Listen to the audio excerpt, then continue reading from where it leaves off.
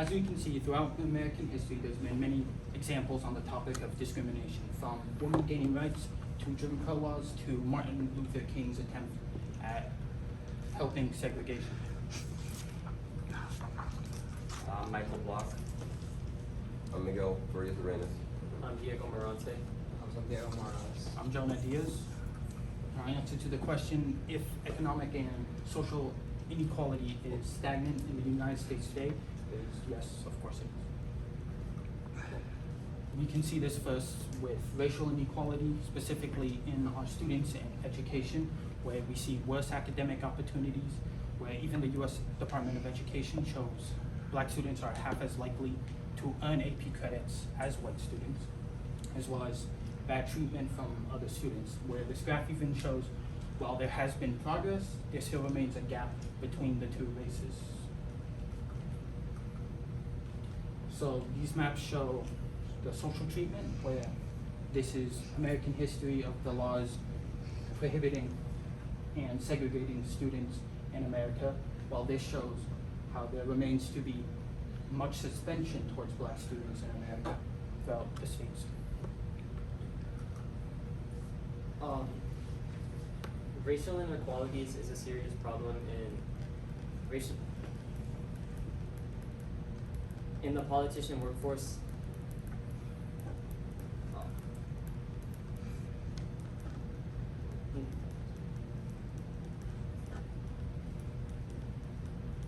$1.8 million employees surveyed from January 2017 and February 2019 that Black males make 0.87 cents compared to a Caucasian that make $1 compared to Black, compared to African Americans. There's a pay gap as you can see in the graph.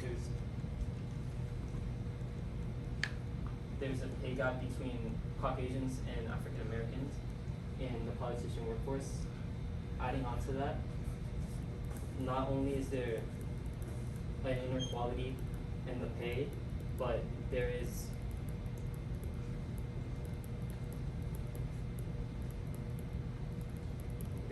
politicians discriminate in their daily communication with voters by Jonas Larson and published by Harlan and Terry Affairs and is property of Oxford University Press. As you can see in this graph, there is a lot of discrimination because African Americans report racial discriminations trying to vote and participate in politics.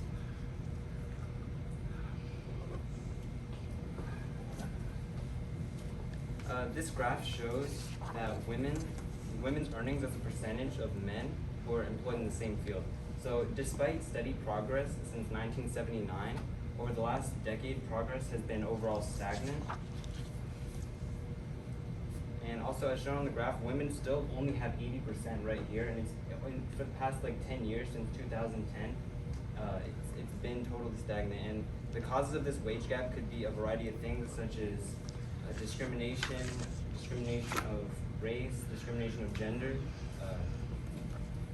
Gender discrimination is just one thing that could affect a woman's salary, which could affect working habits, employee morale in the workplace.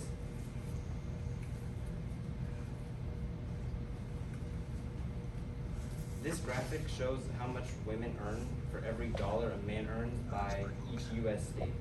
So not one state has completely gotten rid of the pay gap, even with the progress. When you look at states like Vermont and New York, they're in Florida as well. They're all at 90 and very close to a whole dollar worth of the man's salary. But states, on the other hand, like Wyoming and Utah, are at 69 cents and 65 cents, which they're still struggling despite all the progress that has been made. So there's still a lot of work to do. On average, women earn 80 cents for every dollar in the United States. As Michael said, there's a lot of gender discrimination still stagnant in the United States.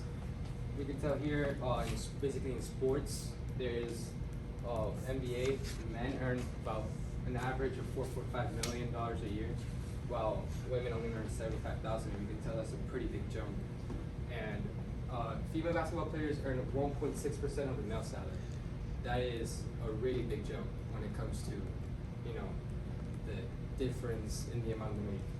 On average, golfers, they earn 16.6% of male salaries. Males get $973,000, while women get $162,000. Pretty big jump. On average, female soccer players earn 14.4% of the male salary. Soccer players earn roughly about $207,000, while women only earn about $30,000. So this proves to us that, you know, inequality is still stagnant in the United States because they're not getting the same pay as men are. Here we can see an individual pay per exhibition game, which is just a regular soccer game. Women get paid $3,600 per game and a bonus, while men get paid $5,000 and a pretty big bonus. If you get third place, you know, you get men get $52,000, while women get $20,000.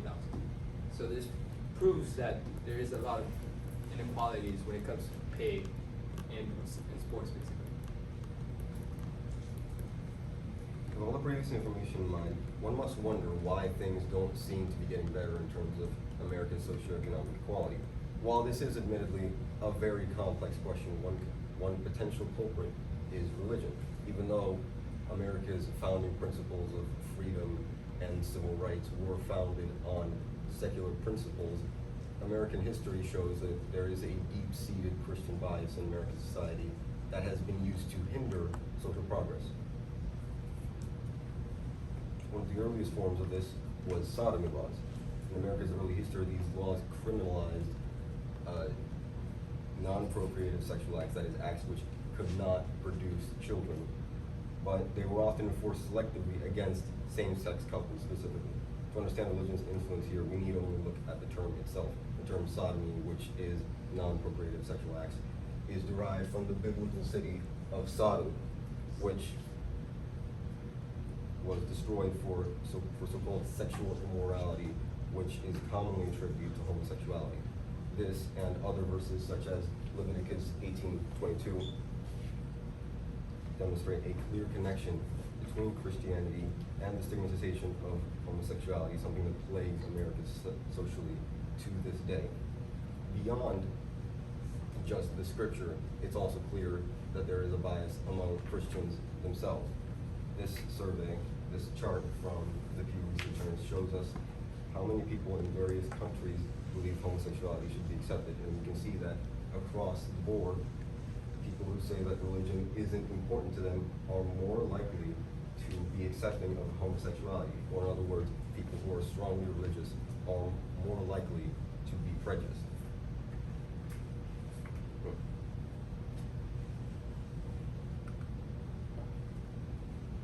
Of course, this isn't the only way religion has held back progress for the American people. During the second Red Scare of the 1950s, which was a moral panic about the spread of communism in America, Christianity was used to silence progressive voices by essentially marking them as anti-American and communist. Joseph McCarthy, a senator responsible for the unfair persecution of many so-called communists, claimed America was in a grand battle, not between capitalism and communism, but between communistic atheism and Christianity.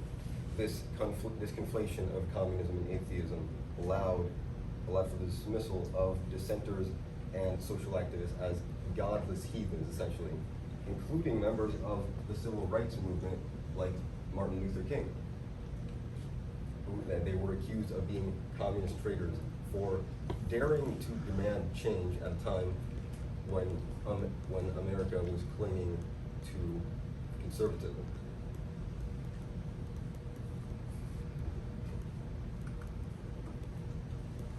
Now, the Religious Freedom Restoration Act was a piece of legislation enacted in 1993, which would prohibit government interference with religious practices. However, the sweeping nature of the law's language meant that it could enable corporations and even local governments to discriminate against certain groups of people on the basis of religious liberties. While technically the RFRA is not officially in effect at a federal level, many states have successfully enacted laws modeled after it with the same potential risks. It's important to stress that this is not past history, it's not sodomy laws or McCarthyism. This map from the National Council of State Legislation was made in 2015. This shows that several laws, it shows how many states have created legislation modeled after the RFRA. And this economy, what we've seen so far, shows Christianity's association with the stagnancy of America's societal progress. While due to the broadness, not one solution can be found for this problem, but we see a solution for racial inequality being entire reconstructing of the foundations for it, as schooling and political systems are built around this racial separation, and continuing to do it will not progress it in time. And while they are limited by the fact that it takes a lot of time and a lot of troubles to implement it due to the large scale of it and the amount of people that are needed to agree. For gender inequality, it's quite simple. The wages would be attached to the performance of the people. Of course, this cannot be as easy as said, as the employer could clearly employ bias onto their employees. And for religious, simply it's the exclusion of religion from political systems. And while it would be difficult to implement it due to the disagreement of the people for believing it to be anti-religious, as well as difficulty to implement it. Here are our works. Thank you. Just slide together. You don't need to step up. Like, stay back there. Just slide together because there's 5 people. You won't all fit on camera. All right. We'll start over here and just work our way across. Reflecting on your colleagues' work, so their work, which one had the greatest impact on your understanding of what you guys are talking about? The greatest impact I understood was from Santiago when he was explaining the pay gaps between male and women,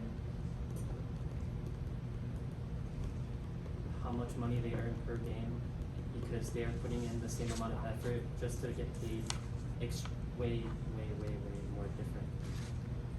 All right. Thank you. Santiago, what is an example of an argument from one of your peers? Sorry, what's an example of some of the research from one of your peers' research that you decided not to include in the presentation, and then why didn't you include it? Michael, he brought up a good argument, but about he also did gender equality, but it was more shifted towards it just didn't really argue about what we were talking about. It was its own thing, so we decided not to include it so that we could all talk about the same thing, same argument. All right. Jonah, what's a way in which your team's solution makes you think differently about the research you conducted? Could you repeat the question? Sure. Tell me anything about the team's solution that you guys came up with as a group. How'd that make you think about the research that you did? The research I did, it showed me the broadness of the topic from the fact that there can be one solution to a situation. So we had to split it up into many various solutions. So I did my research based on the fact that it can't be all solved with one thing, and it has to be taken over time. All right.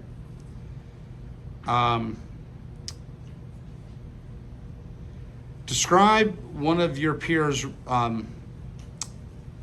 research that makes you think differently about the overall solution. Like, not what you thought, but what did somebody else write that made you think differently about the solution that you guys came up with? I think Jonah's example specifically about how certain students are more likely to be suspended and treated poorly than students of other races, that made me, I think, more, because before I questioned the solution that he proposed, which was a restructuring of essentially the American education system. I think that was one of the bigger things that sort of persuaded me towards sort of agreeing with that. Right. And Michael, if you had 6 people in your group, what's a perspective that 6th person could have come up with that would have helped your presentation? If we had a 6th person, we would most likely have to choose a different question and different argument, because early in the process, we were struggling to come up with 5 different perspectives ourselves. So if we did have that 6th person, we'd have to restate what we have or choose a different kind of topic.